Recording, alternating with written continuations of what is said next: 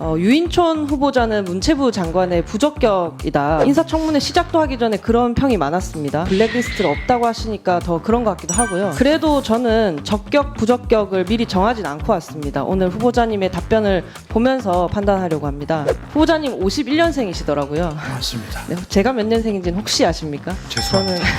저는 모르셔도 되는데요. 저는 92년생입니다. 후보자님과 41년 차이가 납니다. 저희 어머니가 이제 66년생이시니까 후보자님은 용산 대통령실 브리핑룸에서 이렇게 말씀을 하셨습니다. 청년 예술가들이나 국가를 위해서 기여할 수 있는 기회부여 이런 것들을 더 신경. 저는 약간 섬뜩한 기분이 들었습니다. 후보자님이 나빠서가 아니라 40, 50년 세월차 때문이라고 저는 생각합니다. 세상이 지금 바뀌었고요. 그런 오래된 생각이 지금 트렌디한 콘텐츠 산업 정책을 이끄는 데 방해가 되지 않을까. 요즘 이 젊은 세대들은 민족 중흥의 역사적 사명 같은 걸 지고 태어났다고 생각하지 않습니다. 국가에 기여하는 삶은 물론 훌륭한 삶인데요. 그러나 모두가 국가에 이렇게 기여하며 살아야 한다라는 것은 아닙니다. 지금 BTS와 싸이 국위 선양을 했습니다만 그게 가능했던 건 그들이 국가에 기여하자고 작품 활동을 했기 때문은 아니지 않습니까? 아름다움이나 네. 멋짐, 지금 아시겠지만 열악한 환경에서 창작 활동을 이어가는 예술인들이 많습니다. 그들의 자유와 창의를 최대한 넓게 보장해 주시고 경제적 정책적 지원을 최대한 두껍게 해 주셨으면 합니다. 네, 뭐 100번 옳은 말씀이고요. 국가에 기여한다는 의미는 제가 그렇게까지 깊이 있게 생각은 안 하고 일반적으로 많은 기회 부여를 하겠다 이런 느낌으로 얘기를 한 거거든요. 네, 정의당 류호정입니다. 네, 네, 윤천 후보자님 먼저 장관 후보자 지명을 축하드립니다. 감사합니다. 네. 네, 오랜만에 국회에 오셨을 텐데요. 국민께서도 공직 후보자 유인촌을 아주 오랜만에 지켜보고 계실 네. 거라고 생각합니다. 오늘 청문회 끝까지 국민 앞에 진실하고 성실하게 답변해 주실 것을 당부드리면서 질의 네. 시작하겠습니다. 유인촌 후보자는 문체부 장관의 부적격이다. 인사청문회 시작도 하기 전에 그런 평이 많았습니다.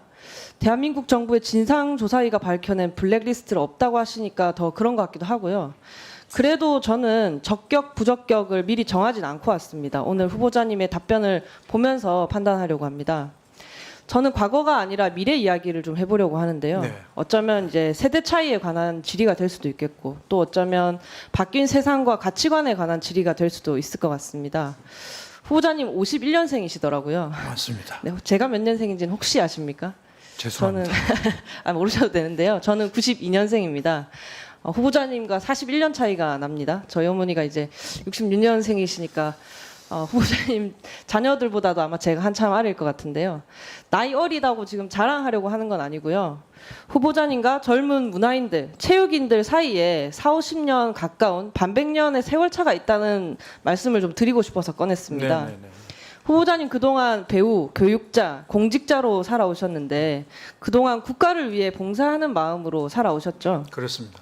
네, 저도 그렇습니다. 저는 공직자고 국회의원이기 때문에 국민을 위한 봉사자로 살아야 한다. 늘 그렇게 생각을 하고 있습니다. 근데 후보자님은 혹시 문화하는 사람들, 체육하는 사람들도 그렇게 살아야 한다고 생각하십니까? 꼭 그렇지는 않습니다. 그렇죠. 근데 이제 제가 마음에 걸리는 멘트가 하나 있었거든요. 네. 지난 9월 13일에 후보자님은 용산 대통령실 브리핑룸에서 이렇게 말씀을 하셨습니다. 청년 예술가들이 국가를 위해 기여할 수 있는 기회를 제공하겠다. 저는 약간 섬뜩한 기분이 들었습니다. 그래서 오늘 긴 시간을 할애하고 있는 건데요. 별거 아니라고 생각하실 수도 있습니다. 후보자님이 나빠서가 아니라 40, 50년 세월차 때문이라고 저는 생각합니다. 세상이 지금 바뀌었고요. 그 바뀐 세상을 사는 사람들의 가치관도 좀 바뀌었습니다. 네. 여러 인터뷰나 말씀하신 거 보면 키워드로 표현하자면 통제, 규제 이런 말씀이 좀 어울리지 않는가 하는 생각이 드는데 저는 문화체육 분야에서 이런 말은 좀 불필요하다라고 생각을 하기도 하거든요. 후보자님이 가진 그 긴 경험이 깊이 있는 정책이 될 거라고 또 기대하는 그런 분들이 있을 수 있지만 반대로 그런 오래된 생각이 지금 트렌디한 콘텐츠 산업 정책을 이끄는 데 방해가 되지 않을까 그렇게 평할 수도 있는 거 아닙니까? 저한테 지금 이 짧은 시간에 후보자님 가치관을 바꿔놓을 그런 능력은 없지만 꼭 알려드려야겠다고 생각을 했습니다. 만약에 이제 임명되시면 문화예술에 관한 정부 정책을 총괄하게 되시니까요. 정책으로 대답드리겠습니다. 네, 다시 한번 이제 말씀을 드리자면 청년 예술가들이 국가를 위해 기여할 수 있는 기회를 제공하겠다. 요즘 이 젊은 세대들은 민족 중흥의 역사적 사명 같은 걸 지고 태어났다고 생각하지 않습니다. 아시안 게임에서 대한민국을 응원하고 K 콘텐츠의 세계화를 자랑스러워하긴 합니다만 우리는 그냥 세상에 태어난 거죠. 두 남녀의 사랑 내지 방심 때문에 내 의지랑 상관없이 네. 태어났다는 걸 알고 있습니다. 태어난 곳이 대한민국인 거죠. 국가에 기여하는 삶은 물론 훌륭한 삶인데요. 그러나 모두가 국가에 이렇게 기여하며 살아야 한다라는 것은 아닙니다. 네. 구성원 전체가 이렇게 집단에 복무해야 한다라는 사고방식은 대통령이 거듭 반복하는 공산 정체주의 같은 겁니다. 자유를 기치로 할 때는 극히 나오기 어려운 멘트임에도 불구하고 이런 말씀들이, 이런 생각들이 좀 인터뷰 도처에서 저는 엿보이더라고요. 예술은 더욱 그렇죠. 아름다움을 표현하는 인간의 활동이 곧 예술인데 아무리 정부가 지원했다고 해도 청년 예술인들이 국가를 위해 예술 활동을 하게 해서는 안 되고 그렇게 할 수도 없는 거 아니겠습니까?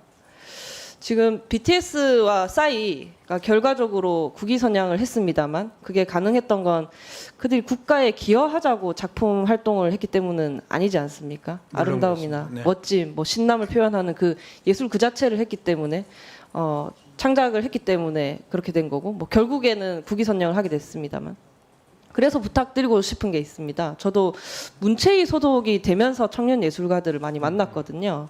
지금 아시겠지만 열악한 환경에서 창작 활동을 이어가는 예술인들이 많습니다. 정부의 지원이 간절한 청년들이죠. 후보자님이 더 잘 아시겠지만 불편부당의 원칙에 입각해서 그들의 자유와 창의를 최대한 넓게 보장해 주시고 경제적 정책적 지원을 최대한 두껍게 해 주셨으면 합니다. 그래야 지금과 같은 우려가 없어질 수 있고요. 그럼 또 자연스럽게 말씀하시는 그 국가의 이익과 발전에 보탬이 되는 결과가 될 거라고 생각하는데요. 그렇게 해주시겠습니까? 네, 뭐 100번 옳은 말씀이고요. 제가 늘 선택 집중 경쟁을 얘기하는 거는 결국은 그런 가운데에서 끊임없이 도전할 수 있는 기회를 확대하고 그 도전이 이루어졌을 때 정말 성과를 낼 수 있도록 하겠다는 그런 의미로 말씀드린 거고요. 뭐 국가에 기여한다는 의미는 제가 뭐 그렇게까지 깊이 있게 생각은 안 하고 일반적으로 많은 기회 부여를 하겠다 이런 느낌으로 얘기를 한 거거든요. 네, 네, 알겠습니다. 저도 선회해 보도록 하겠습니다. 네.